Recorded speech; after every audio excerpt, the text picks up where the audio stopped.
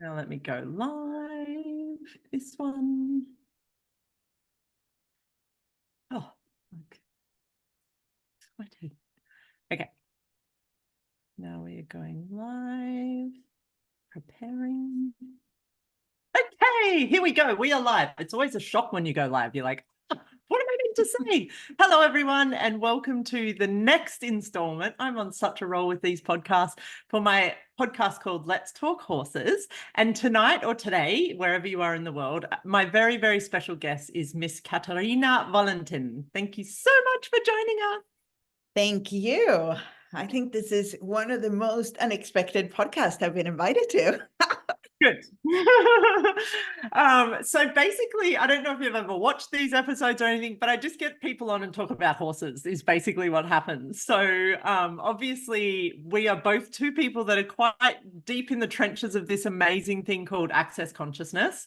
Yeah. And you know, I talk a lot on these podcasts about how, you know, my whole life I've been a bit of a horse nut and I've always loved horses, but it wasn't really until I found consciousness and then horses with consciousness that this whole new world started opening up to me. And I really started to discover some things that I'd never even knew were possible, let alone there was anyone else in the world teaching or showing people things. But before we dive into anything further, I always love to know, first of all, how did horses come into your life, Katarina? How did the two of you meet? Well, we're still meeting, it's still like an exploration. Well, the very first time I met horses, I was probably in fourth or fifth grade. I was like 10 years old. And I started riding, like so many at that age. And Cool.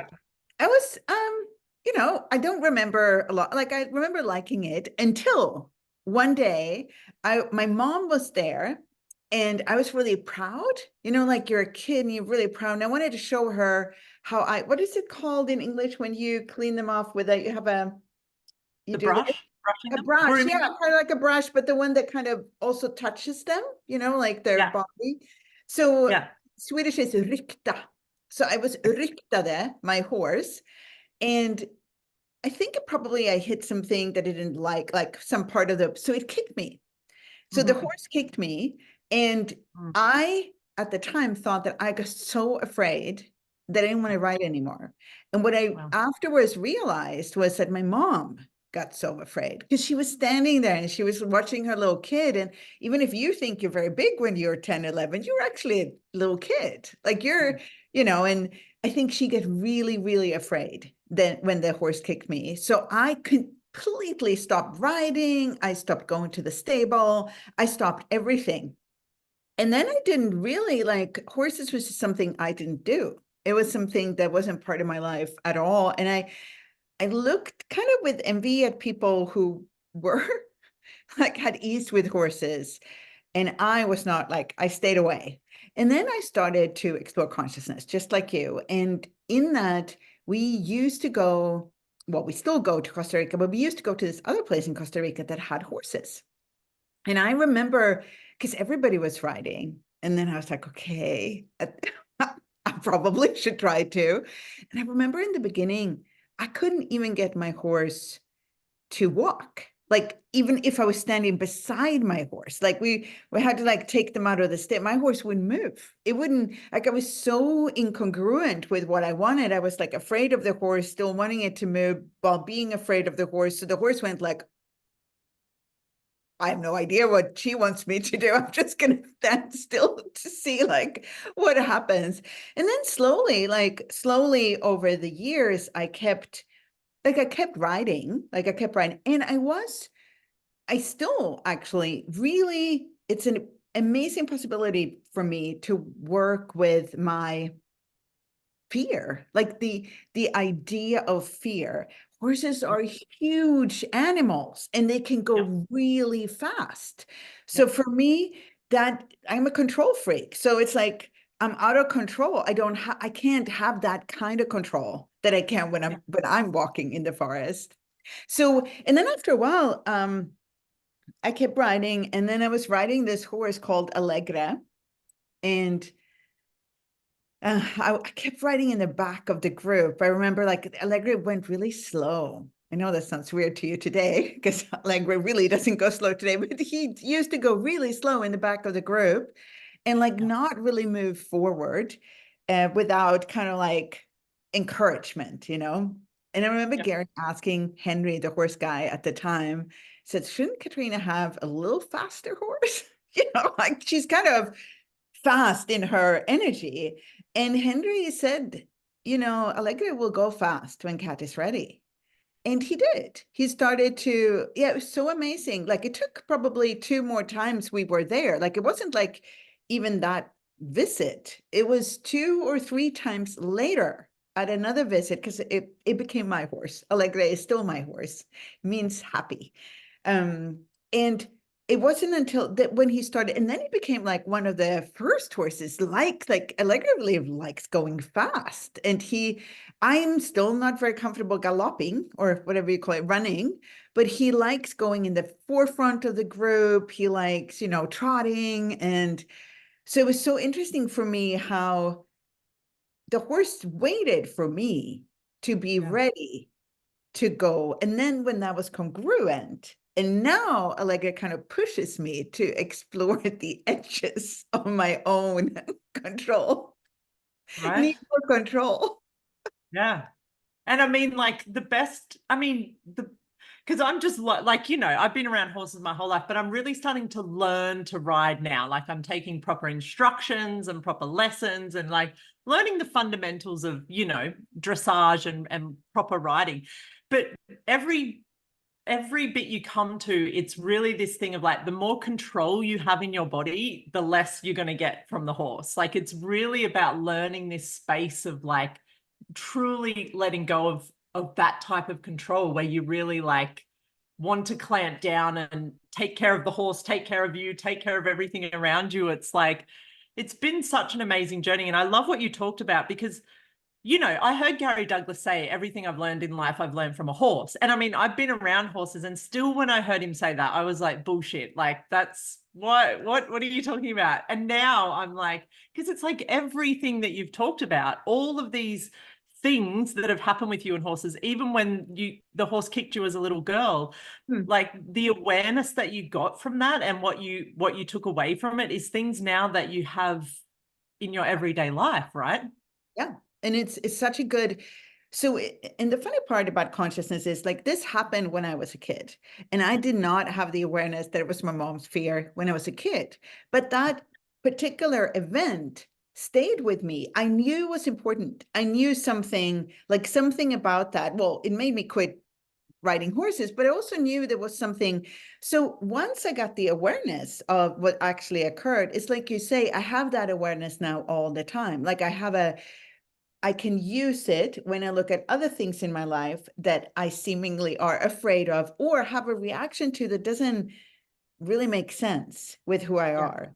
There's Yeah. something you said, though, about this riding of horses that I've looked at a lot lately. So my favorite rides today at Elgar, where we go a lot, this amazing eco resort that I'm sure come up before on your podcast. Once But or twice. once or twice, exactly. But the favorite rides I have now is when it becomes a co-creation with me and the horse. Like it's not me controlling the horse and it's not the horse controlling me, because that's also, I don't want to, like the horse, that doesn't work either. That's not fun. So it's like this co-creation between me and the horse. And Simone, our friend Simone Milasas, once put it so well. She said, she used to tell her horse, I can't remember the name of her horse now, but she used to say, it's you and me. What's the name of her horse? Pluma. Pluma. Pluma. Pluma. Yeah. So it's you and me, Pluma. And I thought that was such a good description of when it works, that's how it is. It's like you Yeah. and me, Allegra. We're riding, we're going somewhere. And it's such a, it's, for me, it always reminds me about how we be with our bodies. You know, Yeah. and it has a similar energy. And that is such a, like, I learn things every time I go for a ride. Yeah. Yeah.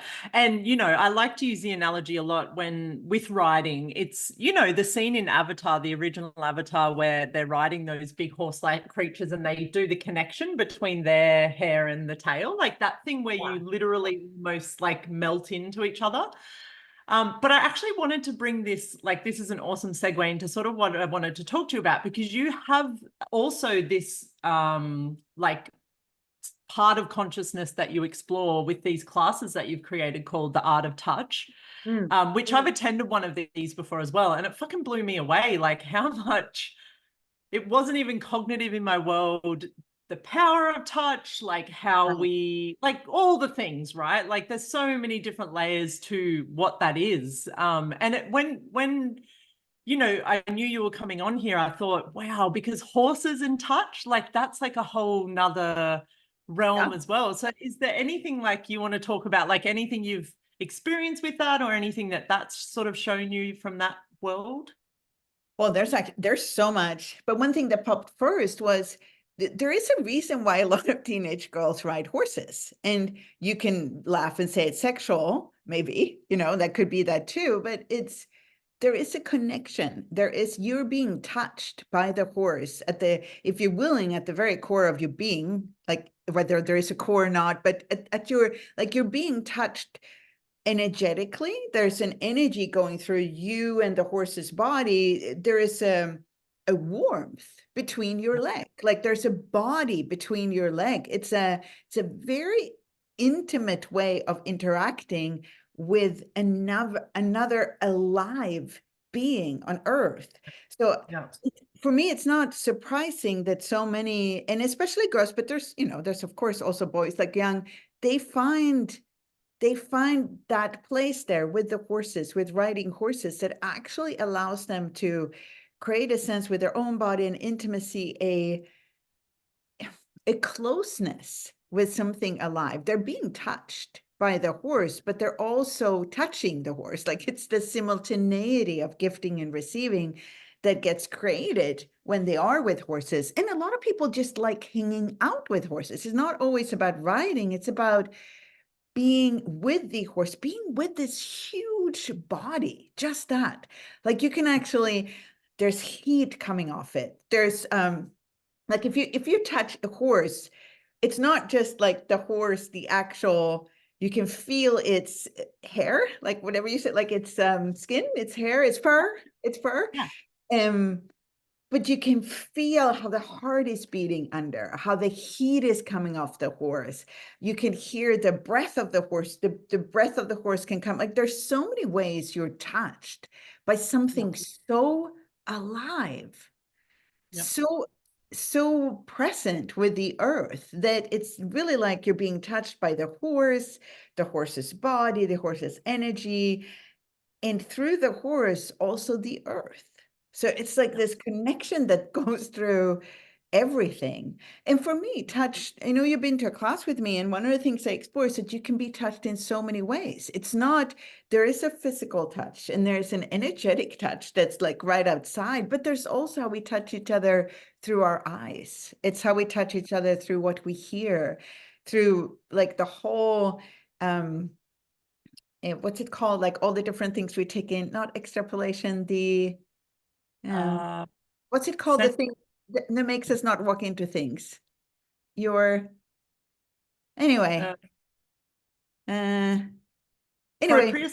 Yes, No. proprioception. Yes, that's what I mean. So like you're being actually touched, thank you, Sarah, but your proprioception in a way, because you are with a horse, you need to be aware of the horse without looking at it the whole time. You have to be aware of the horse being there.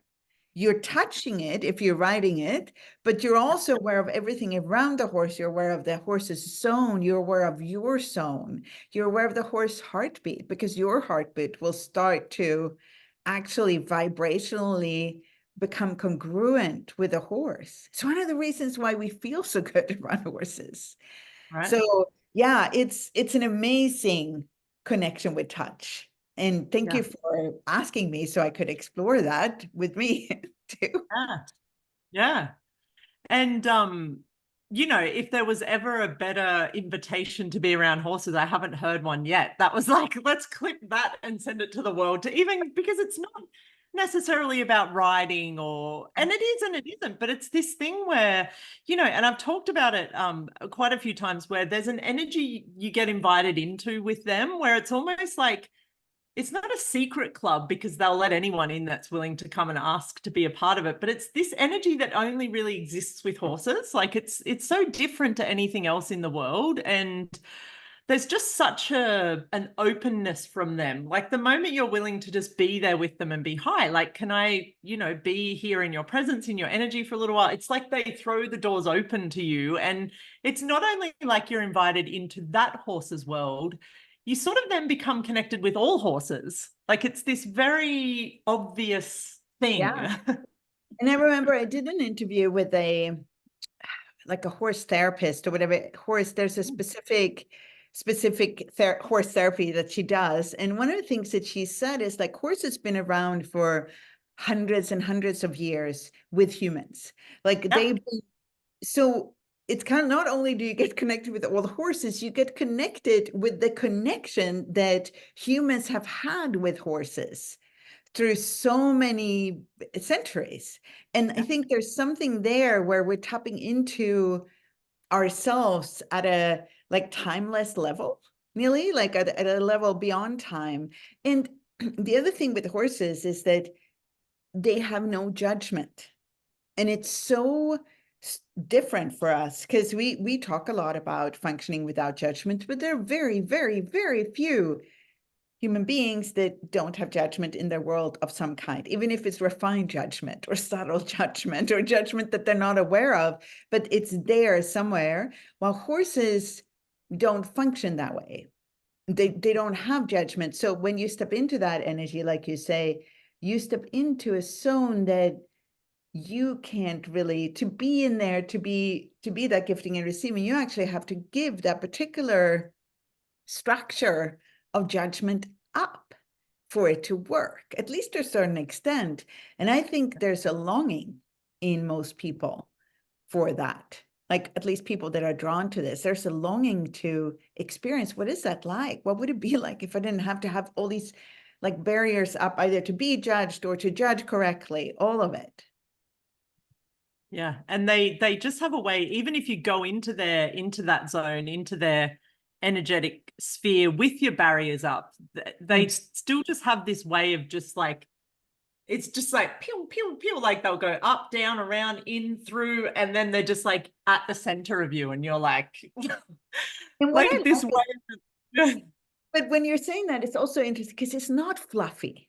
It's not No, like the horses are like cute and cuddly and they're gonna no. lay in your lap and be your like baby horse. It's not at all like that. So that's also one of the things that I think horses shows us. They show us that no judgment is not being sweet and nice. No judgments is actually functioning with no point of view and being you.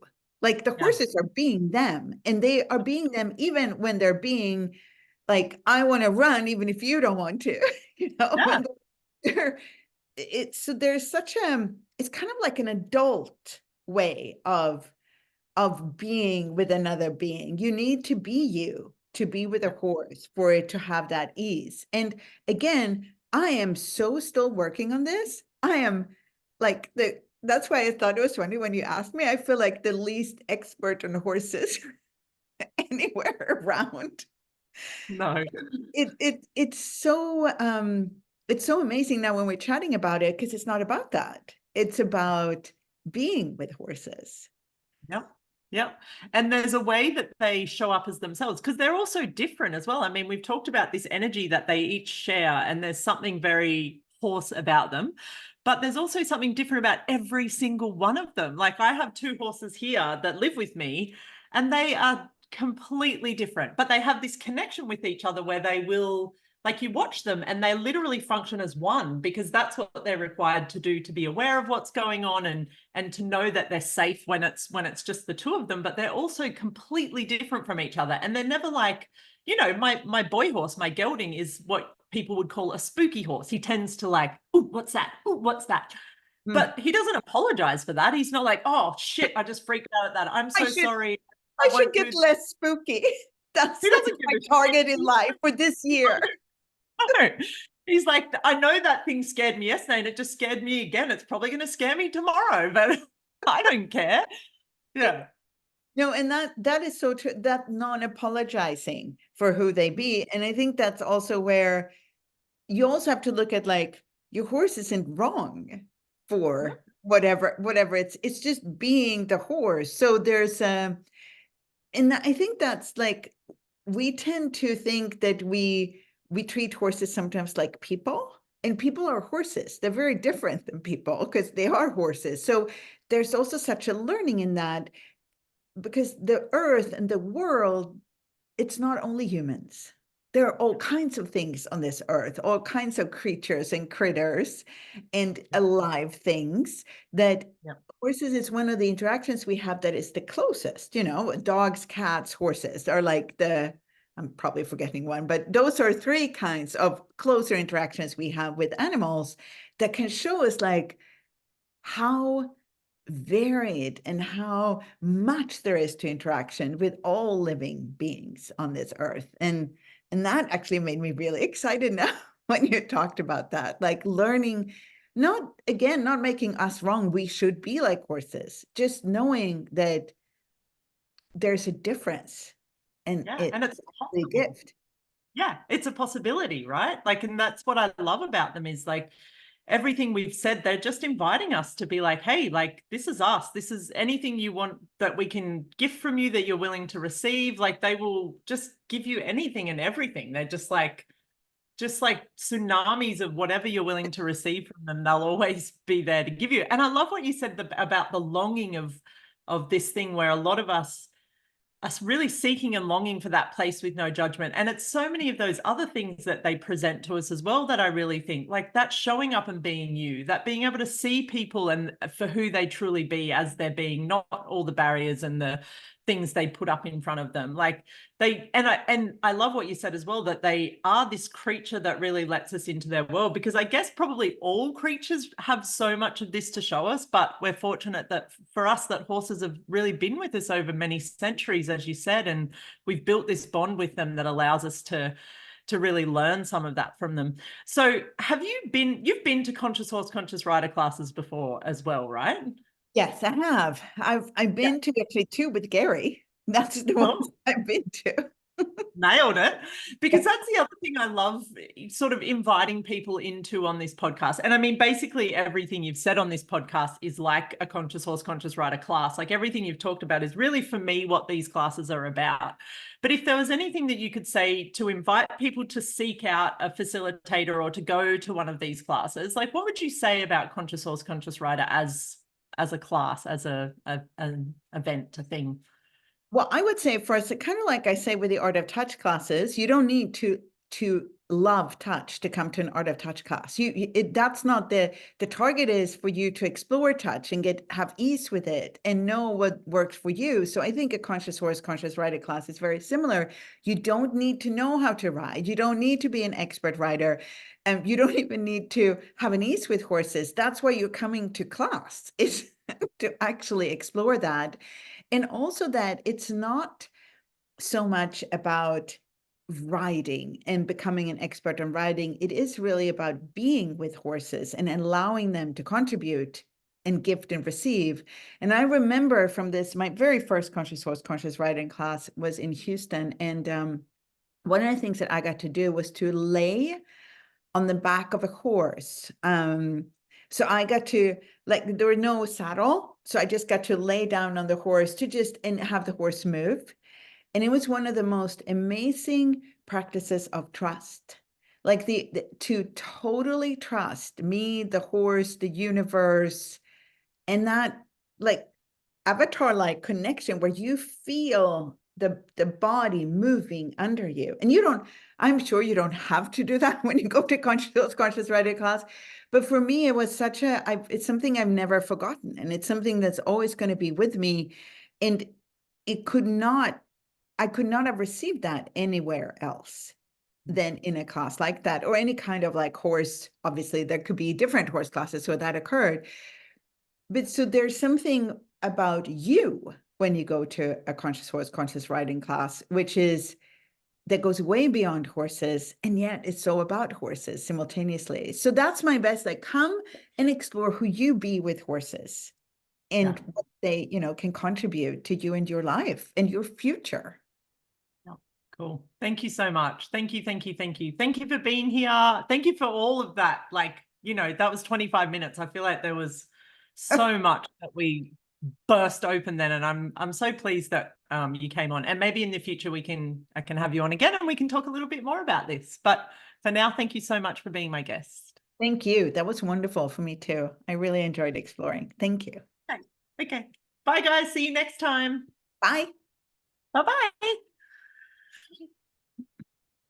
I was like, are we off? Yes.